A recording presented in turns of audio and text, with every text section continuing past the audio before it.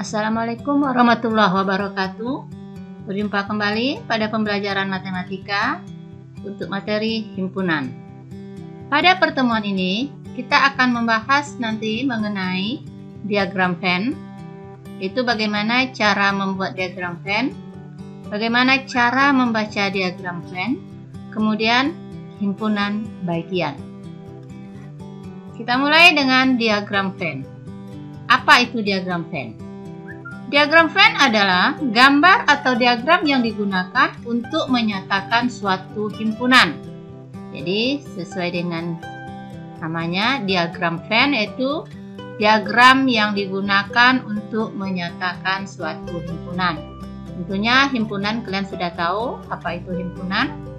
Diagram ini pertama kali diperkenalkan oleh John Venn. Ya, jadi untuk namanya sesuai dengan penemunya, itu diagram Venn karena ditemukan oleh John Venn. John Venn adalah seorang ahli matematika berkebangsaan Inggris yang hidup pada tahun 1834 sampai dengan 1923. Baiklah, untuk membuat diagram Venn ada ketentuannya sebagai berikut. Yang pertama, kita membuat himpunan semesta yang digambarkan dengan sebuah persegi panjang. Ya, himpunan semesta dibuat atau digambarkan dengan persegi panjang dan di pojok kiri atas diberi simbol S. Ingat, S adalah nama khusus untuk himpunan semesta. Ini persegi panjang. Di sini dilambangkan atau ditulis dengan S. Berarti ini adalah menyatakan himpunan semesta pada diagram Venn. Yang kedua, setiap anggota himpunan semesta ditunjukkan dengan sebuah nokta. Ya, sebuah nokta di dalam persegi panjang itu dan nama anggotanya ditulis berdekatan dengan noktanya. Misal, himpunan S-nya atau semestanya adalah himpunan 1, 2, 3, 4, 5, 6, 7, 8. Jadi ini adalah anggota himpunan semesta. Maka kita gambarkan diagram Venn-nya sebagai berikut. Ini tadi pertama persegi panjang yang ini, kemudian karena ada anggotanya 1 sampai 8, berarti kita tulis di dalam ini dengan ada nokta di depannya. Ya. Ini anggotanya 1, noktanya 1. Jadi dia berdekatan 1, 2, 3, 4, 5, 6, 7, 8. Ini boleh tidak beraturan asalkan masih terdapat di dalam persegi panjang ini. Yang ketiga, setiap himpunan yang termuat di dalam himpunan semesta ditunjukkan oleh kurva tertutup sederhana. Ya, kurva tertutup sederhana. Misal, himpunan semestanya adalah 1, 2, 3, 4, 5, 6, 7, 8. Kemudian di dalamnya ada himpunan A yang anggotanya 2, 4, 6, 8. Maka kita gambarkan seperti ini. Ini 1, 2, 3, 4, 5, 6, 7, 8 ini merupakan himpunan semesta. Namun di dalam semesta ini ada lagi himpunan A. Himpunan A ini anggotanya 2, 4, 6, 8. Jadi di sini karena semua anggota himpunan A termuat di dalam himpunan S, maka himpunan A berada di dalam himpunan S. Yang keempat, untuk membuat diagram Venn, yang keempat langkahnya adalah untuk himpunan-himpunan yang mempunyai anggota sangat banyak. Ya. Pada diagram Venn, anggota-anggota tersebut tidak digambarkan dengan nokta karena tidak praktis pengerjaannya. Seperti apa ini contohnya? Misalnya himpunan semestanya adalah siswa di sekolahmu. Itu luasnya. Kemudian ada himpunan P yang anggotanya adalah siswa di kelasmu. Jadi siswa di kelasmu terdapat di dalam himpunan siswa di sekolahmu. Jadi ini kan banyak, kita tidak mungkin menulisnya menggunakan hal seperti ini. Jadi kita cukup menggambarkannya. S himpunan siswa di sekolah, sama semuanya ini himpunan siswa di sekolah. Kemudian di dalamnya ada himpunan siswa di kelas ini. Kalau ada himpunan siswa di kelas lain lagi akan kita lihat lagi di sini. Jadi untuk membuat diagram Venn ada 4 langkah yang harus diperhatikan. Pertama tadi kita membuat semesta pada persegi panjang. Kemudian anggotanya kita tulis dengan bersisian atau berdekatan dengan noktanya. Kalau ada himpunan di dalamnya kita buat dengan kurva tertutup sederhana. Jika banyak anggota itu banyak, tidak mungkin kita tuliskan anggotanya, maka kita tulis seperti ini saja. Apa contohnya yang lain? Ya, misalnya himpunan semestanya adalah himpunan bilangan bulat. Ya, himpunan bilangan bulat itu banyak ya, jadi tidak mungkin kita tulis seperti ini. Tapi kalau himpunan seperti ini bisa. Ini himpunan asli kurang dari 9. Boleh kita tulis anggotanya karena masih mudah. Baiklah, Ibu harapkan untuk membuat diagram Venn tidak ada masalah. Kita lanjutkan. Kita lihat soalnya. Buatlah diagram Venn untuk himpunan-himpunan berikut. Diketahui himpunan semestanya adalah himpunan 1, 2, 3, 4, 5, 6. Kemudian ada himpunan P, anggotanya 1, 2. 1, 2 ini ada di dalam S. Kemudian ada himpunan Q, anggotanya 2, 4, 6. 2, 4, 6 juga ada di dalam S. Maka diagram Venn-nya adalah pertama kita buat semestanya. Anggotanya 1, 2, 3, 4, 5, 6. Kemudian kita lihat ada himpunan P. P ini anggotanya 1, 2. Kita lihat di sini, ini 1, 2. Maka kita letakkan dalam kurva tertutup sederhana. Ini adalah P. P ini ada di dalam S. Kemudian ada himpunan Q, anggotanya 2, 4, 6. Kita lihat, 2, 4, 6. Berarti di sini kita buat lagi. Iya, ini adalah Q, anggotanya 2, 4, 6. Ternyata 2 ini merupakan himpunan P, juga merupakan himpunan Q. P dan Q ini semuanya di dalam himpunan semesta. Jadi kalian bisa nanti lihat di buku, coba membuat diagram Venn-nya. Semoga kalian tidak menemui kesulitan. Kita lanjut. Kalau tadi kita membuat diagram Venn, sekarang kita harus bisa membaca diagram Venn yang sudah ada. Baiklah, perhatikan di sini. Ini kurva tertutup untuk himpunan P, ini untuk himpunan Q secara keseluruhan, dan ini untuk himpunan R secara keseluruhan. Namun di dalamnya ada lagi ketentuan-ketentuan tersebut. Perhatikan. Daerah pertama, ini memuat himpunan 1, 3. Nah, ini dia. Ini daerah pertama tadi. Ini daerah pertama ini atau himpunan 1, 3 ini adalah himpunan yang anggotanya hanya merupakan himpunan P. Jadi hanya merupakan himpunan P, yang lain tidak boleh. Atau 1, 3 ini merupakan anggota himpunan P yang tidak menjadi anggota himpunan Q maupun himpunan R. Jadi dia hanya P saja, tidak ada Q dan tidak ada R di dalamnya. Daerah yang kedua, ini berarti kalau di sini dia 2 ini. Himpunan 2 ini atau daerah kedua ini merupakan himpunan yang anggotanya merupakan anggota P yang sekaligus menjadi anggota Q, tetapi tidak menjadi anggota R. Jadi di sini perhatikan 2 ini dia anggota P, tapi dia juga anggota Q, namun tidak merupakan anggota R. Jadi dia hanya anggota P dan Q saja di sini. Daerah yang ketiga, berarti ini sama seperti P. Kalau ini berarti himpunan yang anggota-anggotanya hanya merupakan anggota himpunan Q. Tidak ada R, tidak ada P.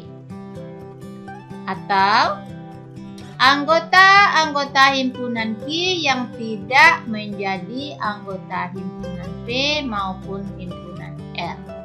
Jadi di sini dia hanya Q saja.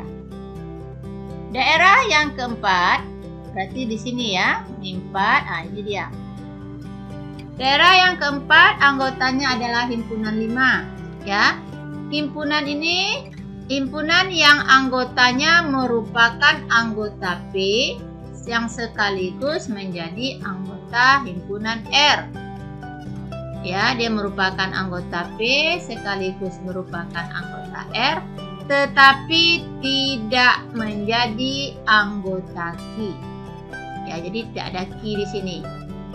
Dia hanya P dan R saja. Daerah yang kelima, ini 5 berarti 4 ini ya. Ini yang di tengah-tengah. Himpunan 4 merupakan himpunan yang anggotanya merupakan anggota P sekaligus menjadi anggota Q dan juga anggota himpunan R. Jadi ini dia merupakan himpunan P juga, merupakan himpunan Q juga, merupakan himpunan R juga. Jadi dia ada di dalam P, ada di dalam Q, dan ada di dalam R. Daerah ke-6.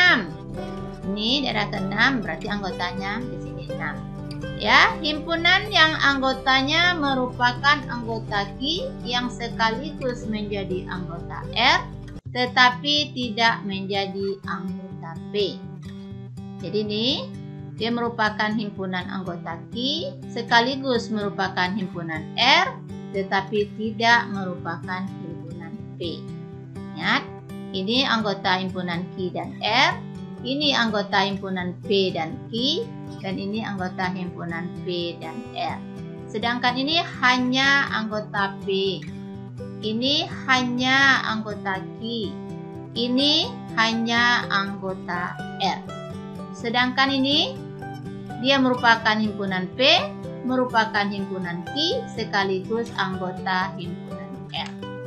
Kemudian daerah ke-7 yang ini yang Ibu sebutkan sebentar tadi, ya, ini merupakan himpunan yang anggota-anggotanya hanya merupakan anggota R. Atau anggota-anggota himpunan R yang tidak menjadi anggota P maupun Q. Jadi ini anggota himpunan R yang tidak menjadi anggota P maupun anggota himpunan Q. Ya, inilah cara membaca diagram Venn. Jadi kita bisa membuat diagram Venn, kita juga bisa membaca diagram Venn yang sudah dibuat. Selanjutnya kita akan membahas mengenai himpunan bagian. Sebentar, perhatikan. Kita lihat diagram Venn ini. Ya, kita membaca ini. Sebentar Ibu terangkan dulu membacanya. Kita tadi sudah bisa membaca diagram Venn. Kita lihat. Himpunan semesta di sini semuanya ini. Ya, 1, 3, 4, 5, 6, 7, 8, 9. Ya, ini anggota himpunan semesta. Kemudian ada kurva tertutup sederhana, ini merupakan anggota himpunan B. Anggota himpunan B juga 1, 3, 4, 5, 6, 7, 8, 9. Di dalam himpunan B ada lagi himpunan A. Ya, himpunan A ini anggotanya 3, 5, dan 6. Nih, ya.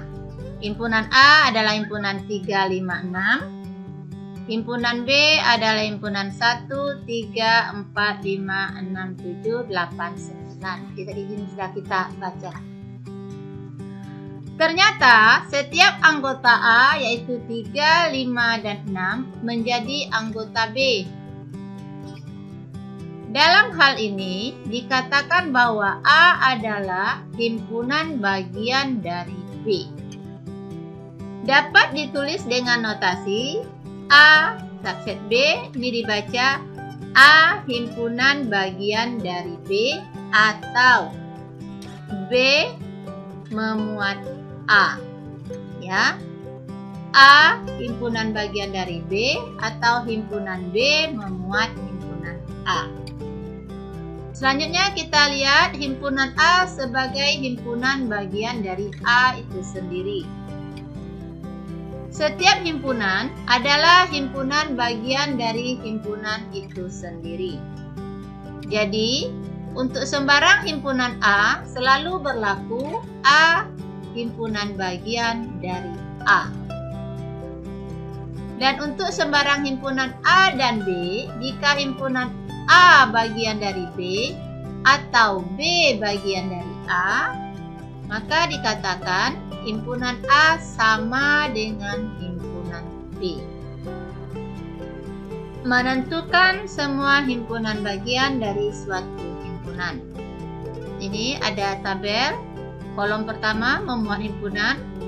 Kolom kedua memuat banyaknya anggota himpunan yang kita lambangkan dengan N. Kemudian kolom ketiga adalah himpunan-himpunan bagiannya. Dan kolom keempat adalah banyak himpunan bagian. Kita mulai yang pertama. Himpunannya adalah himpunan A. Kita perhatikan di sini banyak anggotanya adalah 1. Maka himpunan bagian dari himpunan A ini adalah pertama himpunan kosong. Yang kedua himpunan A itu sendiri.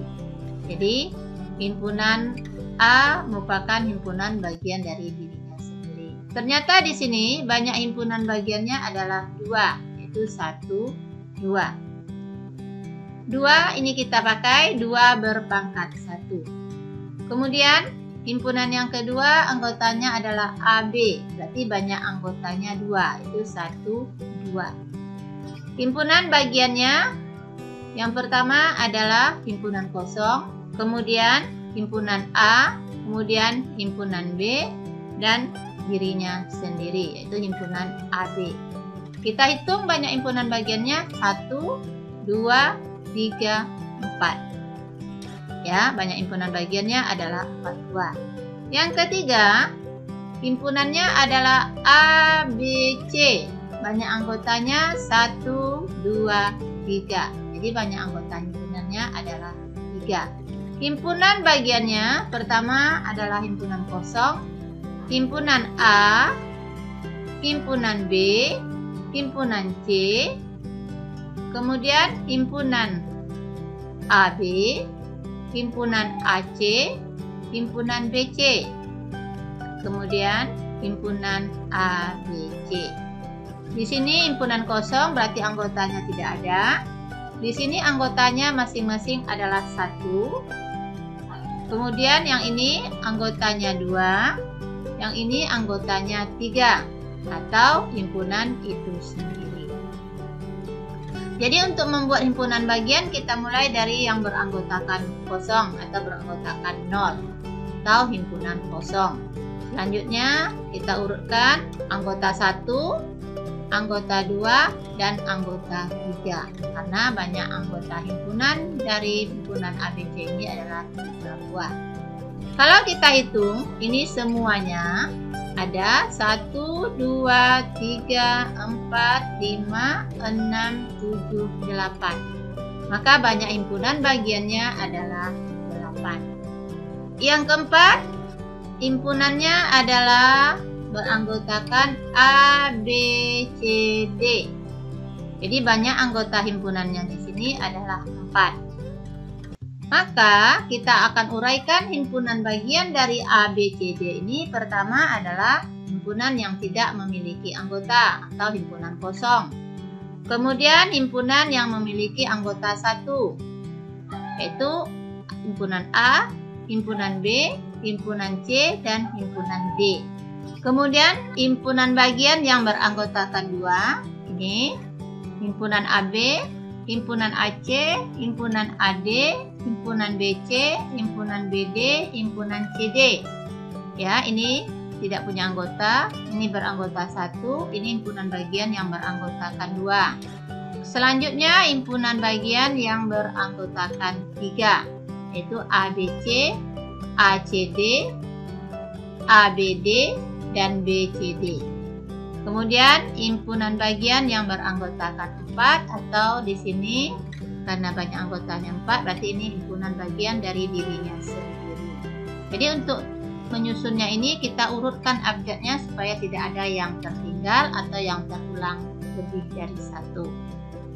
Kita hitung berapa banyak himpunan bagiannya. 1, 2, 3, 4, 5, 6, 7, 8, 9, 10, 11, 12, 13, 14, 15, 16, 16. Jadi banyak himpunan bagian dari himpunan ABCD yang mempunyai 4 anggota ini adalah 16. Sekarang kita akan lihat di sini, lihat polanya. Ini 2 karena anggota himpunannya 1. Ini 4, anggota himpunannya 2, 8, anggota himpunannya 3, 16, anggota himpunannya 4. Jadi untuk menentukan banyaknya himpunan bagian dari suatu himpunan, kita bisa langsung menggunakan rumus ya dengan pola bilangan seperti ini. Kita lihat nih, bilangan dasarnya adalah 2, bilangan pokoknya 2. Kemudian pangkatnya ini merupakan banyaknya anggota suatu himpunan. Jadi untuk menentukan banyaknya himpunan bagian dari suatu himpunan yang banyak anggotanya adalah N. Nih, banyak anggota tadi kita lambangkan dengan N. Maka rumusnya adalah 2 berpangkat N. Jadi kalau banyak anggotanya 5, maka himpunan bagiannya berjumlah 2 berpangkat 5. Kalau banyak anggota himpunannya 10, berarti himpunan bagiannya adalah 2 berpangkat 10, dan seterusnya. Jadi kalau hanya ditanya berapakah banyak himpunan bagian dari himpunan A yang anggotanya 6, kita tidak perlu menguraikan seperti ini kalau tidak disuruh menguraikan. Jadi kita bisa langsung jawab, banyaknya adalah 2 berpangkat 6. Berapa 2 berpangkat 6? Ya, 2 berpangkat 6 adalah 64. Jadi kalau disuruh menguraikan, berarti kita mulai dari anggotanya 0, beranggota 1, beranggota 2, beranggota 3, beranggota 4, dan seterusnya tergantung berapa banyak anggota himpunan dari suatu himpunan. Baiklah, untuk menentukan banyaknya himpunan bagian dari suatu himpunan, kita bisa menggunakan rumus 2 berpangkat banyaknya anggota suatu himpunan tersebut. Sekarang kita akan menentukan himpunan bagian dengan pola bilangan segitiga Pascal. Dia merupakan segitiga. Segitiga ini khusus karena